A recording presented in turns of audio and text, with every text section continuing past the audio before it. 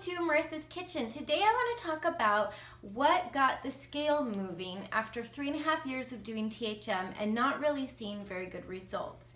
And I kind of had a breakthrough after those 3.5 years, and you can hear more about that in my THM testimony of how God was a big part of that, and realizing I really wasn't able to get those numbers on the scale to move by myself. But I really feel like he gave me some very practical things to change, and I just want to share those with you today. And these are not in any like particular order of importance, but the first one is, so I watch the timing of all of my meals. So the 3-hour thing with THM is really important because it's really in that last hour that is where the magic of THM happens, and that is where your body is going to burn your stored fat. So if you're having your meals and snacks too close together, your body's never going to burn through that extra stored fat.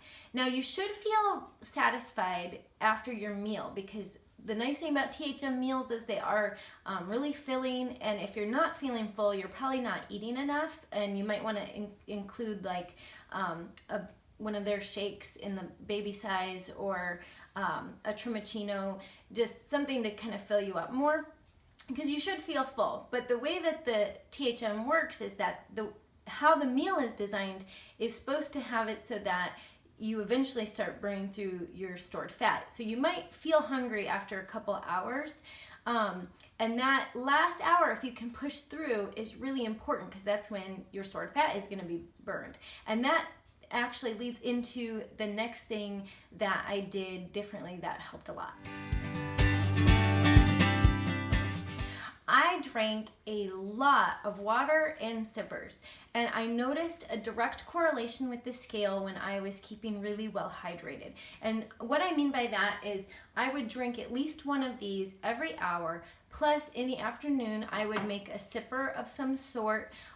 Sometimes mid-morning I might go ahead and make my Good Girl Moonshine, the strawberry lime blended version that I have another video about, and I would drink that, through the morning and through the afternoon, or make a warm sipper at night if I'm feeling a little hungry after dinner and it hasn't quite been 2.5 to 3 hours to be able to have a snack. I do have usually a snack at night, just because of my blood sugar, but I always try to make sure that the timing is still the same as during the day, so that I am not creating a bunch of crossovers.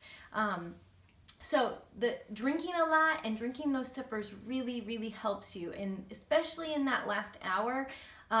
If you start to feel hungry, drinking a sipper can really help with that, and that is when your body's going to burn through that stored fat. And now you can have, if you've had an breakfast, it does say in the book that 2.5 hours later you could have an snack or lunch, and I will do that if I am hungry, and I never go past. Really, I keep to the 3-hour mark. I rarely ever go 4 hours unless I'm really busy and get distracted, because I will experience just a blood sugar drop, and then I will eat too much at my next meal, as far as just gorge on my heavy S meal. And that leads into my next thing. I definitely changed things up with my S meals in the last year, and when I lost these 20 pounds. My S meals looked very different. So prior to this past year, when I wasn't losing as much weight, my S meals often were a lot of heavy S and maybe just a tiny little bit of veggies. And so then I really wouldn't feel full, even though I just had this big pile of whatever cheesy, creamy main dish. And so I'd go get seconds of that, and then I would have, it just felt like a lot of fat. And I remember thinking, this doesn't feel very balanced to be able to eat this much fat. Now, there isn't a limit on the fat in an S meal. While in an E meal, there is a limit on your carbs. You want to have no more than those 45 net carbs. But in an S setting, there really isn't. They never put a cap on the fat. Well, when you have these 2 or 3 helpings of heavy S meals, and what I mean by heavy S is a lot of butter, cream, bacon, cheese, cream cheese, that are, sometimes it has like all of those, but if you have all that fat and then you have seconds of all that fat, it can really just stall your weight loss. And so what I changed, and what I do as a rule of thumb, is I try to have my plate be at least half veggies, if not 3/4. And I got this from rereading the book, the THM book. So when they came out with the new plan book, which is, it's a shorter, more condensed version of the original book. So I read the plan book and I realized that they encourage veggies a lot. And I'm pretty sure somewhere in there, Pearl or Serene says to make sure that you have a lot of veggies, you're filling up on a lot of veggies so that you're not overdoing it on those heavy S dishes. We can eat them, but if you're just only eating that heavy S creamy dish, then it's really not very balanced. So when I have my plate be a half to 3/4 veggies, and I'm going to show you some pictures of that in a minute, but then it's much more balanced. And then when I go up for seconds, which I often do, I'm not having a huge pile because I've gotten filled up on veggies. And I do a lot of letter rip salads, and I always keep some lettuce on hand in my house, washed up and ready to go. And I have another video about that I talk about that in my drive-through Sue tips video. And I also do a lot of frozen veggies just to save time because I am a drive-through Sue. So my plates will often be just a letter rip salad and a frozen veggie that I've cooked up on the side, and then my heavy S.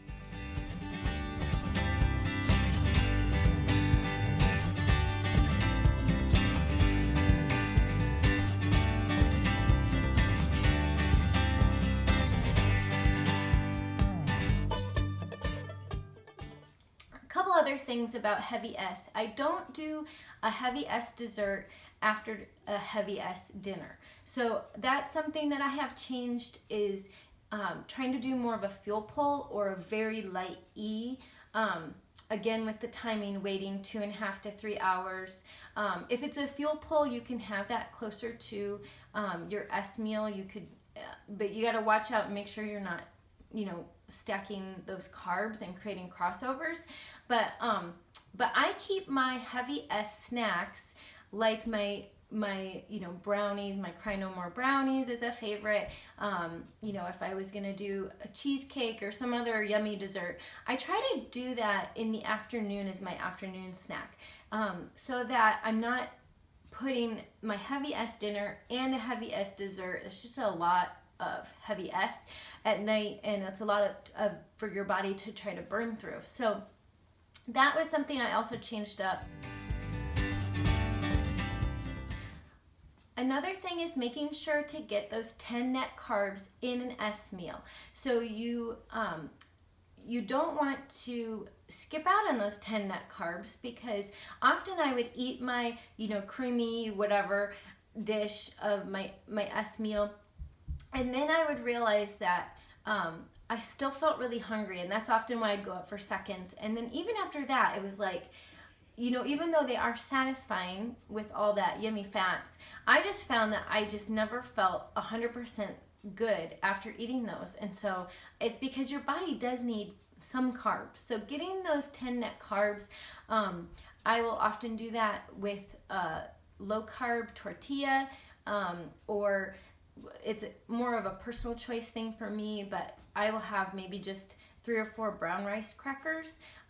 So making sure on those S meals to get just a tiny little bit of that net carbs, that 10 net carbs.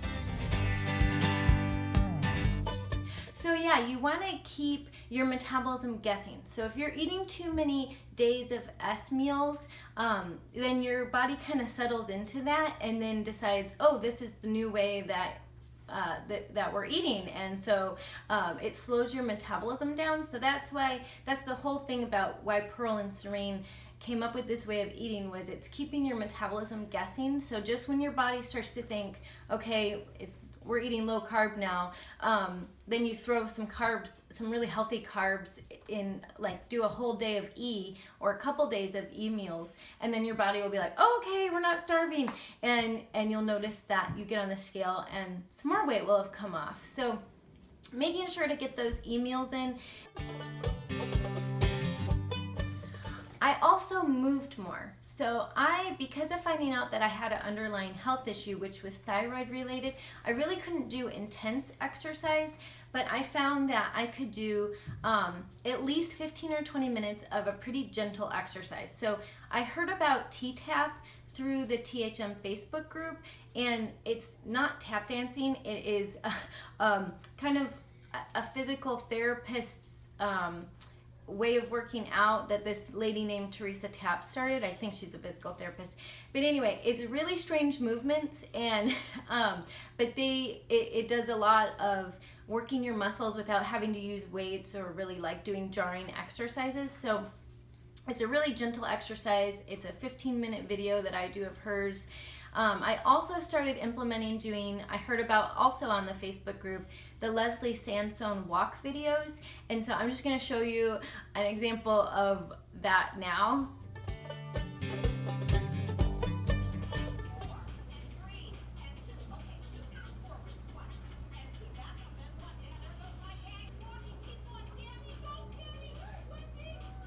So as you can see, I don't have a very large living room, but I'm still able to do these walk videos. So I feel like if I can do them, then anybody can do them in the space that you have.